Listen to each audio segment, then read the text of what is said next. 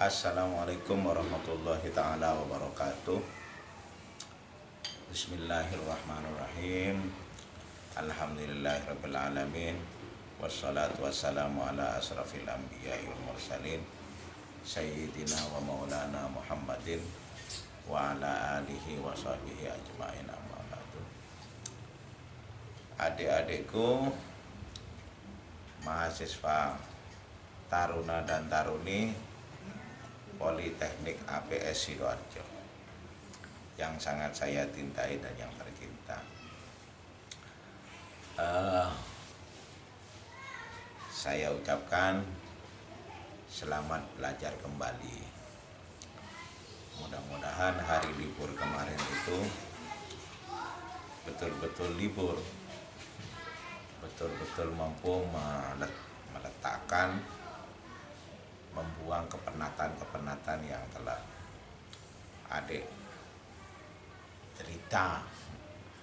Memang adik ini ditempa dalam pendidikan yang penuh dengan kewajiban-kewajiban, penuh dengan tugas-tugas. Semoga adik-adik ikhlas melepaskan kepenatan itu dan sekarang ikhlas kembali belajar. Adik-adikku yang sangat berbahagia, kemarin itu kita berbicara tentang budaya. Tapi yang kita bicarakan budaya Islam. Nah, sekarang ini adalah budaya yang ditelurkan oleh kesepakatan-kesepakatan. Kesepakatan apa itu? Kesepakatan para pembentuk negara ini. Kesepakatan para pembentuk negara ini, hujahnya itu ada yang sudah terbiasa dilakukan oleh masyarakat, yang sudah menjadi kebiasaan masyarakat Indonesia. Seluruh kebiasaan-kebiasaan masyarakat Indonesia, baik yang ada di Surabaya maupun di timur-timur, maupun di Manado, maupun di Papua, maupun di Lombok, maupun lebih atas lagi di Ambon, seluruhnya itu kebiasaan-kebiasaan yang tertuang dari mereka dan menyatu dengan di dalam Pancasila. Nah, Pancasila yang kita jadikan dasar undang-undang Indonesia ini, yang lahir dari Bhinneka Tunggal Ika itu, berbeda-beda tapi satu jua, itu menjadi undang-undang. Orang Surabaya mau tidak mau harus melaksanakan itu, orang Ambon harus melaksanakan itu, orang Papua harus melaksanakan itu. Kalau tidak melaksanakan, dihukum, dianggap melanggar. Karena itulah undang-undang negara kita itu mau tidak mau kita laksanakan bareng-bareng, kita patuhi bareng-bareng. Karena kita laksanakan dan kita patuhi bareng-bareng, melahirkan adat, melahirkan kebiasaan pula. Nah, kebiasaan ini ya kita didikkan kepada anak-anak kita, mulai dari TK sampai SD, sampai perguruan tinggi. Nah, karena dikerjakan terus-menerus menjadi adat, adat itu dikembangkan kepada hukum-hukumnya sudah. Hukum tata negara Indonesia, terus hukum kehakiman Indonesia, macam-macam itu sudah ada materi-materinya, dididikan. Lalu lahirlah akhlak Nusantara. Nah, ketika orang yang melakukan itu adalah orang Katolik Indonesia, menjadi Katolik Nusantara. Yang kita melakukan itu orang Islam Indonesia, Islam Nusantara. Kenapa kok menjadi Islam Nusantara, Katolik Nusantara, Hindu Buddha Nusantara? Karena di negara lain tidak ada. Hindu Buddha di India tidak ada di Indonesia. Islam di Arab Saudi dan di Mesir tidak ada di Indonesia. Seperti hari raya, setelah hari raya silaturahim, nggak ada di Arab Saudi dan nggak ada di Mesir. Yang ada itu di Indonesia. Seluruh gaya Islam Indonesia itu yang memiliki Indonesia. Makanya banyak para pemikir namanya Islam Indonesia, Islam Nusantara. Akhlaknya itu. Lalu akhlak itu dikembangkan,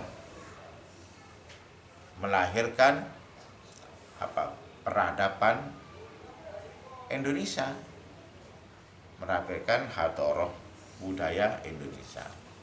Di budaya Indonesianya itu kalau yang Katolik, Katolik Indonesia, Katolik budaya Indonesia, Islam budaya Indonesia. Tidak ada yang keluar dari itu, tidak ada yang keluar dari Indonesia Nusantara. Kemudian peradaban itu, budaya itu dikembangkan. Lalu lahirlah peradaban Indonesia. Kalau Katolik, Katolik peradaban Indonesia. Kalau Islam, Islam peradaban Indonesia. Seperti apa yang mendunia tapi yang ada di Indonesia? Seperti reog. Nah, reog itu yang ada di Indonesia. Kalau Katolik belajar reog itu, akhirnya Katolik melahirkan peradaban Indonesia, melahirkan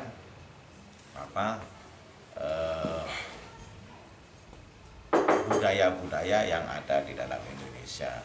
Nah, karena itulah saya mengatakan budaya itu, akhlak itu lahir dari dua. Peradaban itu lahir dari dua, budaya itu lahir dari dua. Satu dari agamanya, dua itu dari undang-undang yang telah ditetapkan di Indonesia. Jadi adik-adikku yang sangat saya hormati dan yang terhormat, diharapkan kita setelah belajar budaya itu mampu melaksanakan budaya akademik dengan baik. Coba sholat saja di dalam Islam itu, sholat itu ala waktiha. Nah, waktunya sholat itu kapan? Waktunya sholat itu kalau zuhur ketika matahari sudah bergeser sedikit sampai kepada panjangnya yang kita letakkan itu lebih sedikit. Itu waktunya sholat. Nah, waktunya kerja juga gitu. Jadi umpama waktunya kerja kita itu jam 8, jam 7 datang, itu belum menunjukkan etos kerja. Yang menunjukkan etos kerja akademik yang baik adalah jam 8 kurang 10 datang, jam 8 kerja, jam sekian istirahat, jam sekian pulang. Nah, kalau datang sampai jam 7 masih tengok-tengok atau bekerja, itu tidak sesuai dengan etos kerja akademik. Jam 7 datang, baru jam 8 kerja. Tapi karena jam 7 sudah datang, capek, belum waktunya istirahat. Nah, ini tidak menunjukkan juga etos kerja.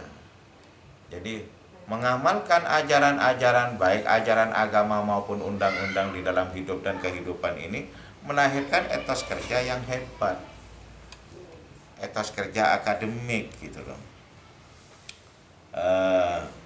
dan melahirkan budayanya, budaya akademik itu. Karena etos kerja itu kerja tiap hari begini, karena itu dilakukan berulang-ulang, melahirkan budaya, jadi budaya akademik. Terus sikap terbuka.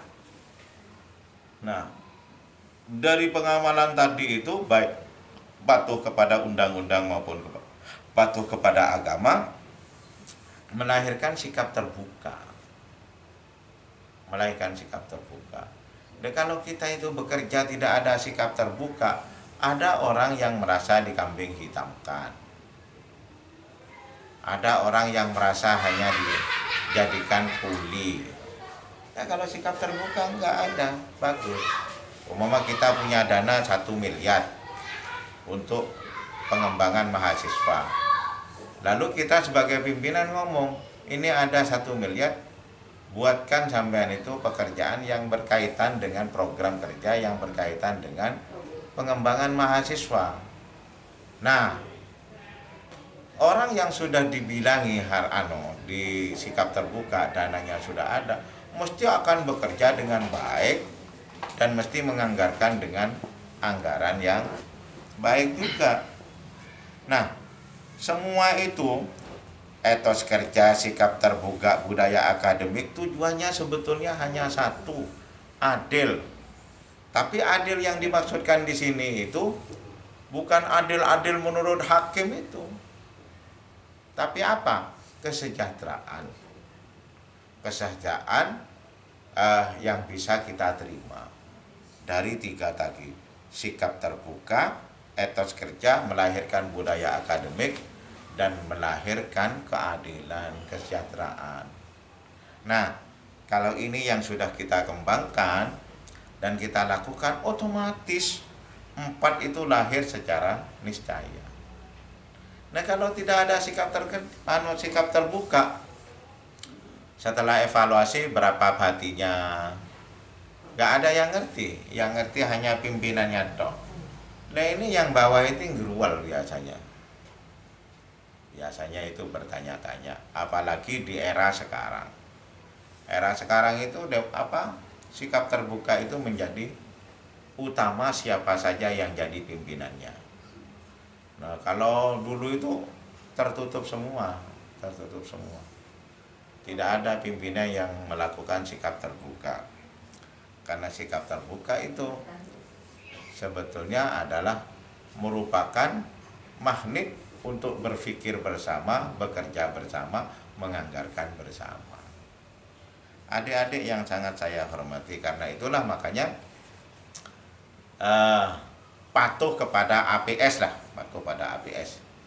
Aturannya sangat rumit, tapi melahirkan hebat, melahirkan etos kerja yang bagus, melahirkan budaya akademik, melahirkan sikap terbuka, melahirkan kesejahteraan.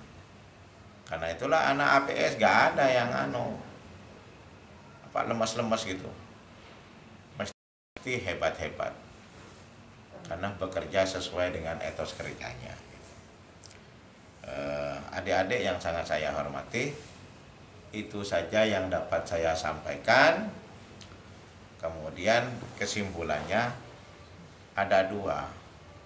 Ada budaya yang dilahirkan oleh agama, ada budaya yang dilahirkan oleh kesepakatan bersama. Baik kesepakatan berupa nasional maupun kesepakatan berupa parsial, berupa daerah. Makanya di dalam pengembangannya ilmu pengetahuan itu ada namanya sikap terbuka di dalam daerah-daerah tertentu. Jadi bahasa yang populer sikap terbuka itu. Jadi memperhatikan kebijakan di mana dia berada, sangat memperhatikan. Karena itulah makanya budaya Madura lain dengan budaya Sidoarjo. Budaya Sidoarjo dengan budaya Surabaya lain. Karena itulah memperhatikan kearifan lokal bahasanya. Jadi ada bahasanya kearifan lokal. Nah, kearifan lokal itu melahirkan budaya yang lokal gitu loh. Melahirkan budaya lokal. Itu saja yang dapat saya sampaikan. Semoga apa yang saya sampaikan itu, budaya dari 2 ini menjadi catatan terpenting di dalam menata hidup dan kehidupan ke depan nanti. Jadi tidak ucuk-ucuk itu, karena kalian itu adalah kuliah di Surabaya, kuliah di Sidoarjo, lalu mengambil budaya Sidoarjo, lalu pulang ke Madura, lalu diterapkan itu sehebat-hebatnya sehingga melahirkan pertentangan, itu jangan. Di Madura ada kearifan lokal, di Sidoarjo ada kearifan lokal. Nanti singkat masukkan ke Classroom. Cukup sekian dari saja. BAK. Iya, Classroom BAK, kelas Classroom BAK. Itu saja yang dapat saya sampaikan. Wallahul muwaffiq ila aqwamit thoriq. Wassalamualaikum warahmatullahi wabarakatuh.